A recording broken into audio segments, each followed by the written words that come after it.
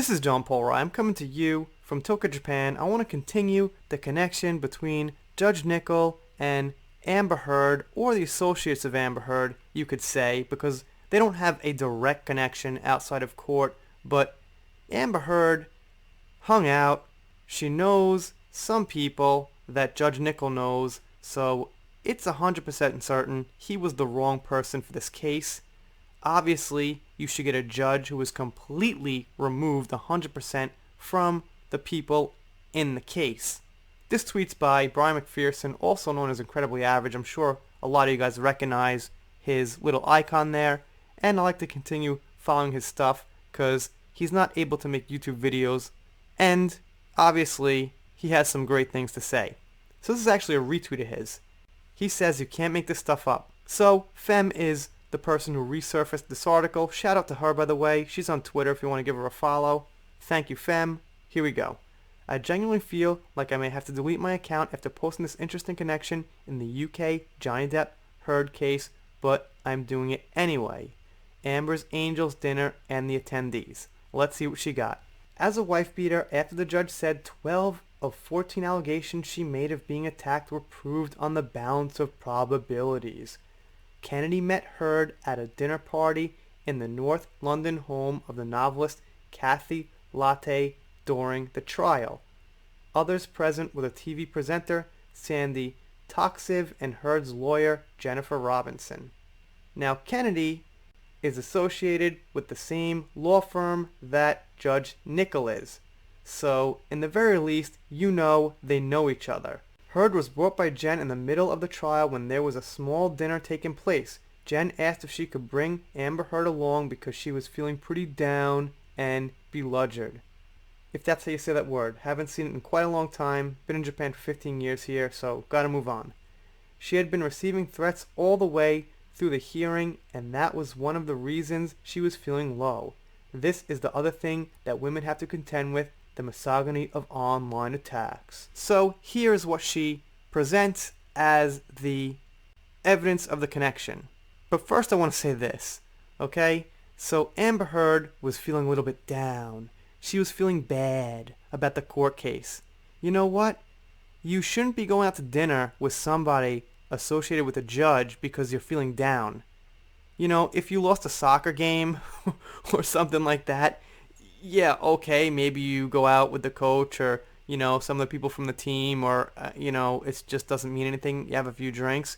But if it's like a high profile, probably one of the highest profile entertainment cases ever, you should probably keep one of the main witnesses pretty far away from anybody who knows a judge. And if you don't, you could say, well, you could say a lot of things, and none of them would be positive. Let's take a closer look. So here you see Judge Nicol on the board. Alright, let's take a look at the actual Twitter account and the actual article for a second. Okay, so here we see her tweet. It's just from an hour ago, actually. She added on to this, and it says, Kennedy's book, same firm as Nicol, founded by Jeffrey Nichols, co-author, mentor to Jen, Amber's UK rep, also with firm.